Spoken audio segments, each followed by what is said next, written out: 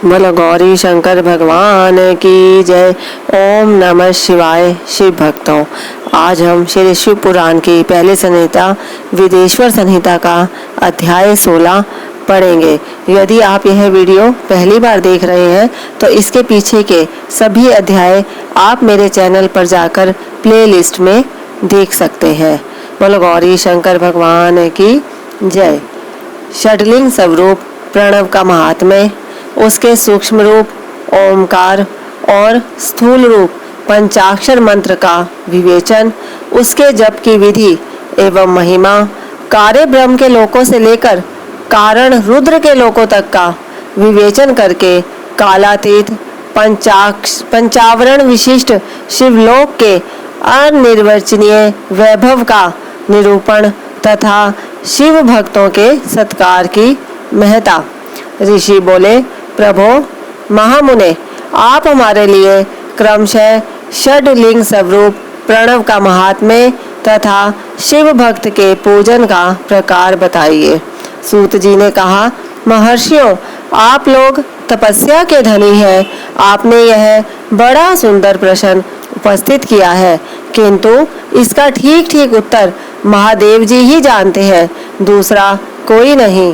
तथापि भगवान शिव की कृपा से ही मैं इस विषय का वर्णन करूंगा। वे भगवान शिव हमारी और आप लोगों की रक्षा का भारी भार बारंबार स्वयं ही ग्रहण करे। प्र नाम है प्रकृति से उत्पन्न संसार रूपी महासागर का।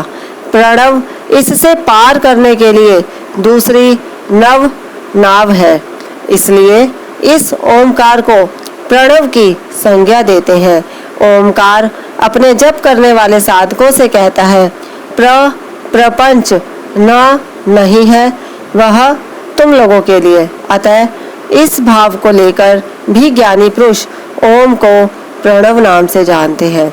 इसका दूसरा भाव यूं है, प्रकर्षेण न नयेत वह युष्मान मोक्षम इति वा प्रणवः, अर्थात यह तुम सब उपासकों को बलपूर्वक मोक्ष तक पहुंचा देगा।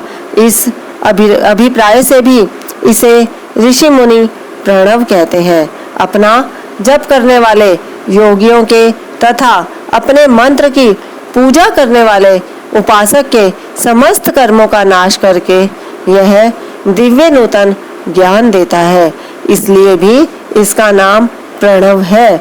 उन माया रहित महेश्वर को ही नव अर्थात नूतन कहते हैं। वे परमात्मा प्रकृष्ट रूप से नव अर्थात शुद्ध स्वरूप है, इसलिए प्रणव कहलाते हैं।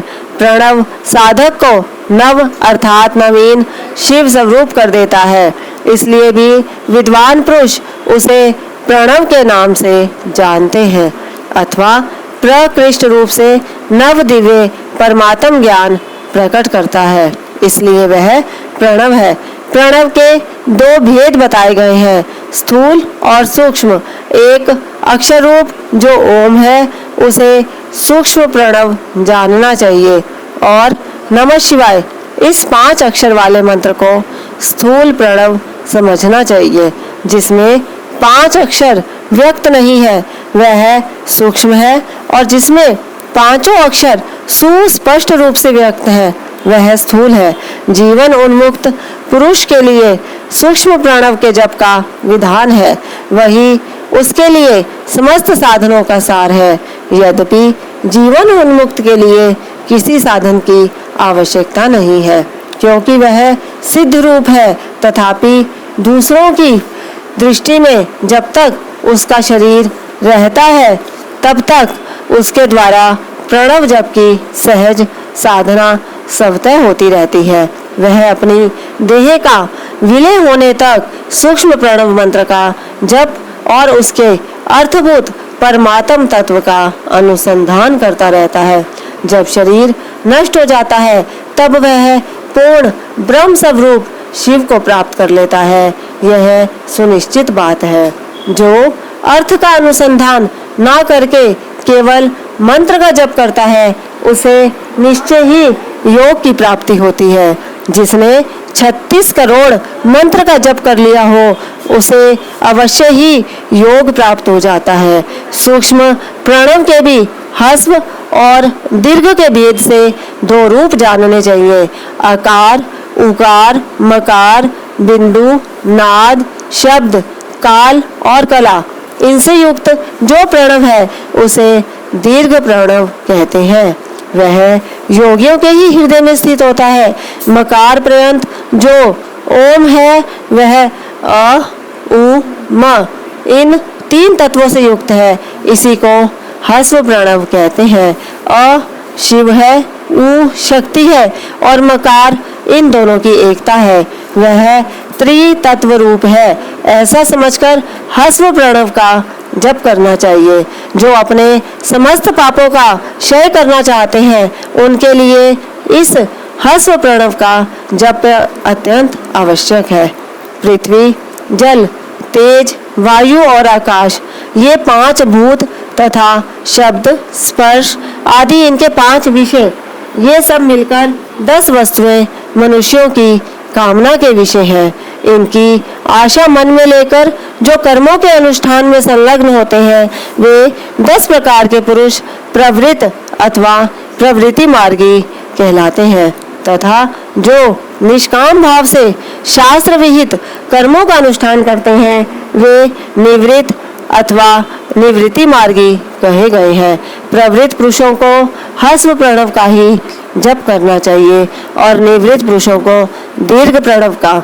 व्यातियों तथा अन्य मंत्रों के आदि में इच्छा अनुसार शब्द और कला से युक्त प्रणव का उच्चारण करना चाहिए। वेद के आदि में और दोनों संध्याओं की उपासना के समय भी ओमकार का उच्चारण करना चाहिए। प्रणव का भी 9 करोड़ जप करने से मनुष्य शुद्ध हो जाता है। फिर 9 करोड़ का जप करने से वह पृथ्वी तत्व पर विजय पा लेता है। तत्पश्चात पुण्य 9 करोड़ का जप करके वह जल तत्व को जीत लेता है। पुण्य 9 करोड़ जप से अग्नि तत्व पर विजय पाता है। तदनंतर फिर 9 करोड़ का जप करके वह वायु तत्व पर विजयी होता है। फिर 9 करोड़ के जप से आकाश को अपने अधिकार में कर लेता है। इसी प्रकार 9 करोड़ का जप करके वह क्रमशः गंध, रस, रूप, स्पर्श और शब्द पर विजय पाता है।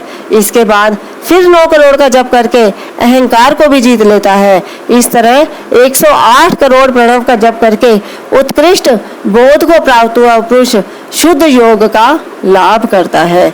शुद्ध योग से युक्त होने पर वह जीवन उन्मुक्त हो जाता है, इसमें संशय नहीं है। सदा प्रणव का जप और प्रणव रूपी शिव का ध्यान करते करते समाधि में स्थित हुआ महायोगी पुरुष साक्षात शिव ही है, इसमें संशय नहीं है। पहले अपने शरीर में प्रणव के ऋषि, छंद और देवता आदि का न्यास करके फिर जप आरंभ करना चाहिए। अकार आदि मात्रिका वर्णों से युक्त प्रणव का अपने अंगों में न्यास करके मनुष्य ऋषि हो जाता है। मंत्रों के 10विध संस्कार, मात्रिका न्यास तथा षड ध्रव शोधन आदि के साथ संपूर्ण न्यास फल उसे प्राप्त हो जाता है। प्रवृत्ति तथा प्रवृत्ति निवृत्ति से मिश्रित भाव वाले पुरुषों के लिए स्थूल प्रणव का जप ही अभीष्ट साधक होता है। क्रिया, तप और जप के योग से शिव योगी 3 प्रकार के होते हैं, जो क्रमशः क्रिया योगी, तपोयोगी और जप योगी कहलाते हैं। जो धन आदि वैभवों से पूजा सामग्री का संचय करके हाथ आदि अंगों से नमस्कार आदि क्रिया करते हुए इष्ट देव की पूजा में लगा रहता है, वह क्रिया योगी कहलाता है। पूजा में संलग्न रहकर जो परिमित भोजन करता, बाह्य इंद्रियों को जीतकर वश में किए रहता और मन को भी वश में करके परद्रोह आदि से दूर रहता है, वह तपोयोगी कहलाता है। इन सभी सद्गुणों से युक्त होकर जो सदा शुद्ध भाव से रहता तथा समस्त काम आदि दोषों से रहित हो शांत चित्त से निरंतर जप किया करता है, उसे महात्मा पुरुष जप योगी मानते हैं। जो मनुष्य 16 प्रकार के उपचारों से शिव योगी महात्माओं की पूजा करता है, वह शुद्ध होकर सालोक्य आदि के क्रम से उत्तरोत्तर उत्कृष्ट मुक्ति को प्राप्त कर लेता है। द्विजों, अब मैं जप योग का वर्णन करता हूँ, तुम सब लोग ध्यान देकर सुनो। तपस्या करने वाले के लिए जप का उपदेश किया गया है, क्योंकि वह जप करते करते अपने आप को सर्वथा शुद्ध निष्पाप कर लेता है। ब्राह्मणों, पहले नमे पद हो, उसके बाद चतुर्थी विभक्ति में शिव शब्द हो तो पंच तत्वात्मक नमः शिवाय मंत्र होता है। इसे शिव पंचाक्षर कहते हैं। यह स्थूल प्रणव रूप है। इस पंचाक्षर के जप से ही मनुष्य संपूर्ण सिद्धियों को प्राप्त कर लेता है। पंचाक्षर मंत्र के आदि में ओमकार लगाकर ही सदा उसका जप करना चाहिए। द्विजों, गुरु के मुख से पंचाक्षर मंत्र का उपदेश पाकर जहाँ सुख पूर्वक निवास किया जा सके, ऐसी उत्तम भूमि पर महीने के पूर्व पक्ष शुक्ल में प्रतिपदा से आरंभ करके कृष्ण पक्ष की चतुर्दशी तक निरंतर जप करता रहे। माघ और भादो के महीने अपना विशिष्ट महत्व रखते हैं। यह समय सब समयों से उत्तम माना गया है। साधक को चाहिए कि वह प्रतिदिन एक बार परिमित भोजन करे, मौन रहे, इंद्रियों को वश में रखे, अपने स्वामी एवं माता पिता की नित्य सेवा करे।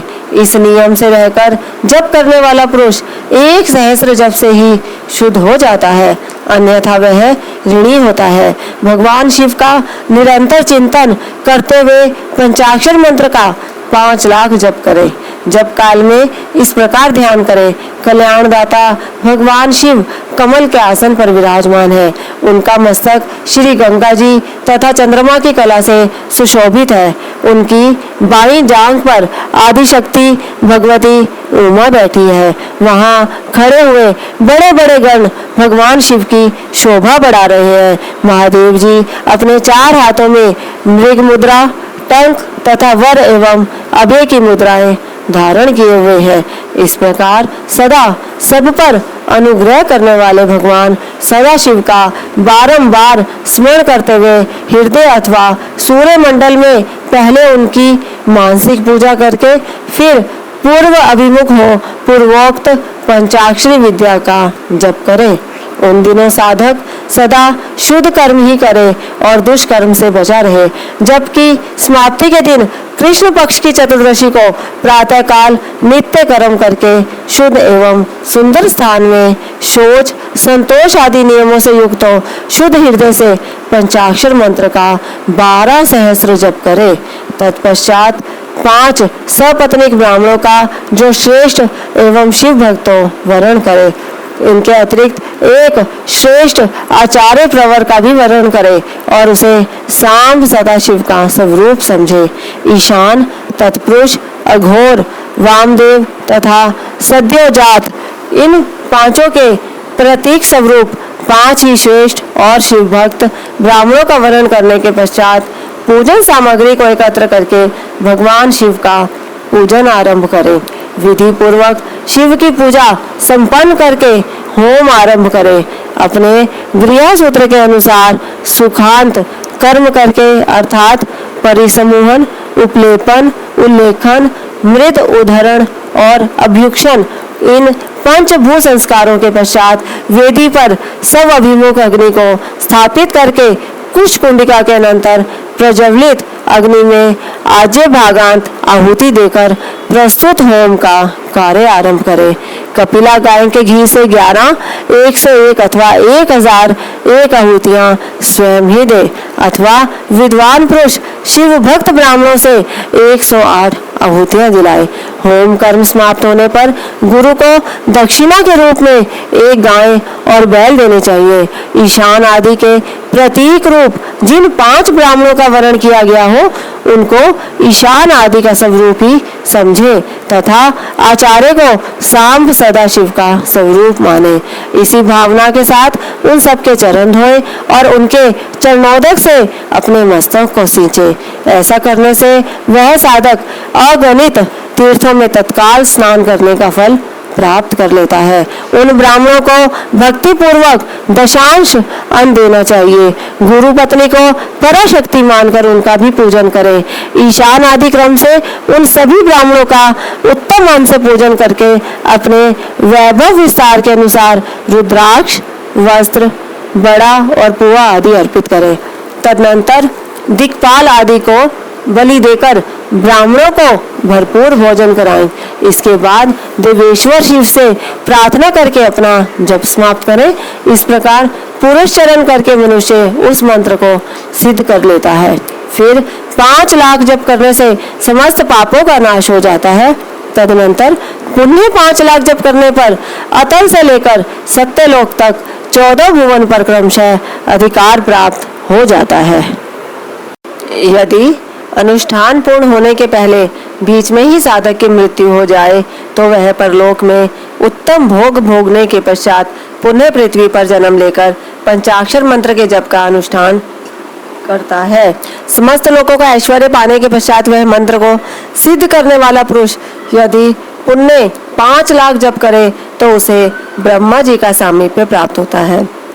पुण्य 5 लाख जप करने से सारूप्य नामक ऐश्वर्य प्राप्त होता है। 100 लाख जप करने से वह साक्षात ब्रह्मा के समान हो जाता है।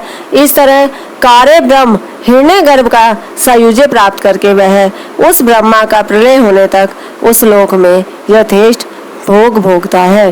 फिर दूसरे कल्प का आरंभ होने पर वह ब्रह्मा जी का पुत्र होता है। उस समय फिर तपस्या करके दिव्य तेज से प्रकाशित हो वह क्रमशः मुक्त हो जाता है। पृथ्वी आदि कार्य स्वरूप भूतों द्वारा पाताल से लेकर सत्य लोक पर्यंत ब्रह्मा जी के 14 लोक क्रमशः निर्मित हुए हैं। सत्य लोक से ऊपर शमा लोक तक जो 14 भुवन है वे भगवान विष्णु के लोक हैं। शमा लोक से ऊपर शुचि लोक पर्यंत 28 भुवन स्थित है। शुचि लोक के अंतर्गत कैलाश में प्राणियों का संहार करने वाले रुद्रदेव विराजमान है। शुचि लोक से ऊपर अहिंसा लोक पर्यंत 56 भुवनों की स्थिति है। अहिंसा लोक का आश्रय लेकर जो ज्ञान कैलाश नामक नगर शोभा पाता है उसमें कार्यभूत महेश्वर सबको दृश्य करके रहते हैं। अहिंसा लोक के अंत में काल चक्र की स्थिति है। यहाँ तक महेश्वर के विराट स्वरूप का वर्णन किया गया। वहीं तक लोकों का तिरोधान अथवा लय होता है। उससे नीचे कर्मों का भोग है और उससे ऊपर ज्ञान का भोग। उसके नीचे कर्म माया है और उसके ऊपर ज्ञान माया। अब मैं कर्म माया और ज्ञान माया का तात्पर्य बता रहा हूँ। माँ का अर्थ है लक्ष्मी। उससे कर्म भोग याद प्राप्त होता है, इसलिए वह माया अथवा कर्म माया कहलाती है। इसी तरह माँ अर्थात लक्ष्मी से ज्ञान भोग याद अर्थात प्राप्त होता है, इसलिए उसे माया या ज्ञान माया कहा गया है। उपर्युक्त सीमा से नीचे नश्वर भोग है और ऊपर नित्य भोग। उससे नीचे ही तिरोधान अथवा लय है, ऊपर नहीं। वहां से नीचे ही कर्ममय पाशों द्वारा बंधन होता है, ऊपर बंधन का सदा अभाव है। उससे नीचे ही जीव सकाम कर्मों का अनुसरण करते हुए विभिन्न लोकों और योनियों में चक्कर काटते हैं। उससे ऊपर के लोकों में निष्काम कर्म का ही भोग बताया गया है। बिंदु पूजा में तत्पर रहने वाले उपासक वहां से नीचे के लोकों में ही घूमते रहते हैं। उसके ऊपर तो निष्काम भाव से शिवलिंग की पूजा करने वाले उपासक ही जाते हैं। जो एकमात्र शिव की ही उपासना में तत्पर है वे उससे ऊपर के लोकों में जाते हैं। वहां से नीचे जीव कोटि है और ऊपर ईश्वर कोटि। नीचे संसारी जीव रहते हैं और ऊपर मुक्त पुरुष। नीचे कर्म लोक है और ऊपर ज्ञान लोक। ऊपर मद और अहंकार का नाश करने वाली नम्रता है। वहाँ जन्म जनित तिरोधान नहीं है। उसका निवारण किए बिना वहाँ किसी का प्रवेश संभव नहीं है। इस प्रकार तिरोधान का निवारण करने से वहाँ ज्ञान शब्द का अर्थ ही प्रकाशित होता है। आदि भौतिक पूजा करने वाले लोग उससे नीचे के लोकों में ही चक्कर काटते हैं। जो आध्यात्मिक उपासना करने वाले हैं वे ही उससे ऊपर को जाते हैं। जो सत्य, अहिंसा आदि धर्मों से युक्त हो भगवान शिव के पूजन में तत्पर रहते हैं, वे काल चक्र को पार कर जाते हैं। काल चक्रेश्वर की सीमा तक जो विराट महेश्वर लोक बताया गया है, उससे ऊपर वृषभ के आकार में धर्म की स्थिति है। वह ब्रह्मचर्य का मूर्तिमान रूप है। उसके सत्य, शौच, अहिंसा और दया ये 4 पाद हैं।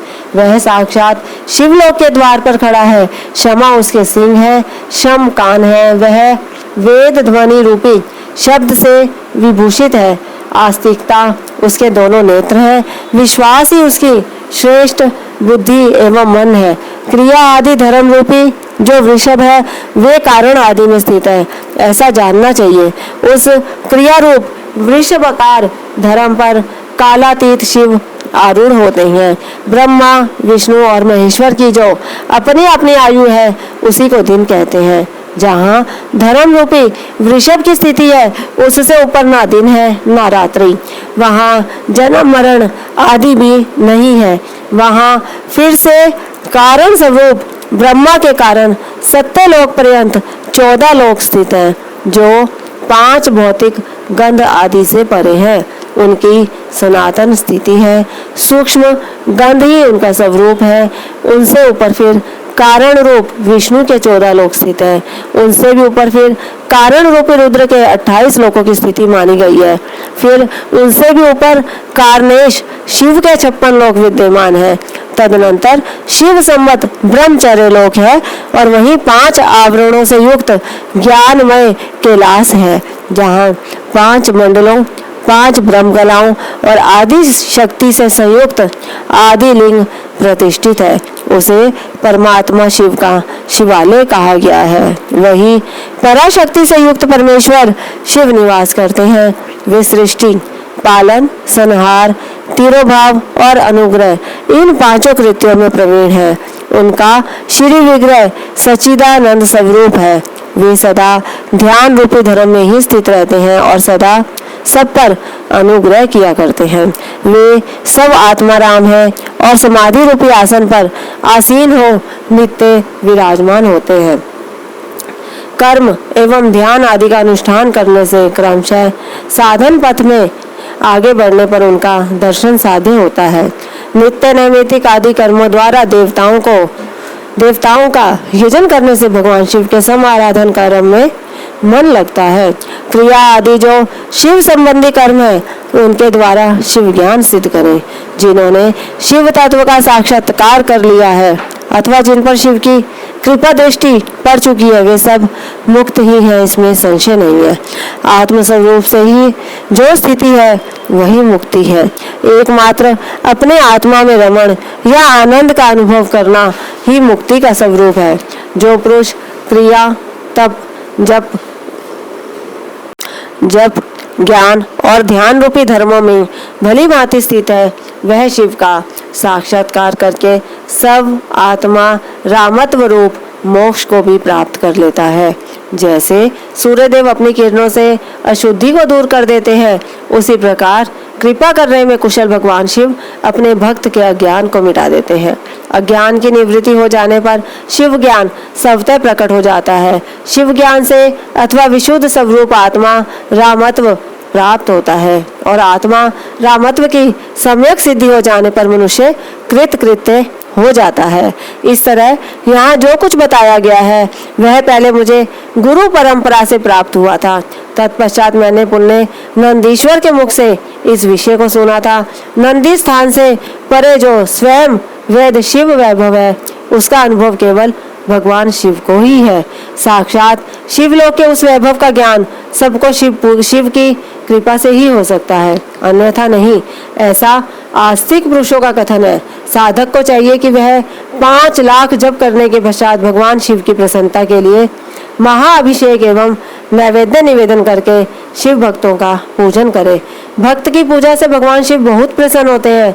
शिव और उनके भक्त में कोई भेद नहीं है, वह साक्षात शिव स्वरूप ही है। शिव स्वरूप मंत्र को धारण करके वह शिव ही हो गया रहता है। शिव भक्त का शरीर शिव रूप ही है, अतः उसकी सेवा में तत्पर रहना चाहिए। जो शिव के भक्त हैं वे लोक और वेद की सारी क्रियाओं को जानते हैं। जो क्रमशः जितना जितना शिव मंत्र का जप कर लेता है, उसके शरीर को उतना शिव का सामीप्य प्राप्त होता जाता है। इसमें संशय नहीं है। शिव भक्त स्त्री का रूप देवी पार्वती का ही स्वरूप है। वह जितना मंत्र जपती है, उसे उतना ही देवी का सानिध्य प्राप्त होता जाता है। साधक स्वयं शिव स्वरूप होकर पराशक्ति का पूजन करे। शक्ति वीर तथा लिंग का चित्र बनाकर अथवा मिट्टी आदि से इनकी आकृति का निर्माण करके प्राण प्रतिष्ठा पूर्वक निष्कपट भाव से इनका पूजन करे। शिवलिंग को शिव मानकर, अपने को शक्ति रूप समझकर, शक्ति लिंग को देवी मानकर और अपने को शिव रूप समझकर शिवलिंग को नाद रूप तथा शक्ति को बिंदु रूप मानकर परस्पर सटे हुए शक्तिलिंग और शिवलिंग के प्रति उप प्रधान और प्रधान की भावना रखते हुए जो शिव और शक्ति का पूजन करता है, वह मूल रूप की भावना करने के कारण शिव रूप ही है। शिव भक्त शिव मंत्र रूप होने के कारण शिव के ही स्वरूप है। जो 16 उपचारों से उनकी पूजा करता है, उसे अभीष्ट वस्तु की प्राप्ति होती है। जो शिव लिंगोपासक शिव भक्त की सेवा आदि करके उसे आनंद प्रदान करता है, उस विद्वान पर भगवान शिव बड़े प्रसन्न होते हैं। 5, 10 या 100 सप्तनिक शिव भक्तों को बुलाकर भोजन आदि के द्वारा पत्नी सहित उनका सदैव समादर करें। धन में, देह में और मंत्र में शिव भावना रखते हुए उन्हें शिव और शक्ति का स्वरूप जानकर निष्कपट भाव से उनकी पूजा करें। ऐसा करने वाला पुरुष इस भूतल पर फिर जन्म नहीं लेता। बोलो गौरी शंकर भगवान की जय।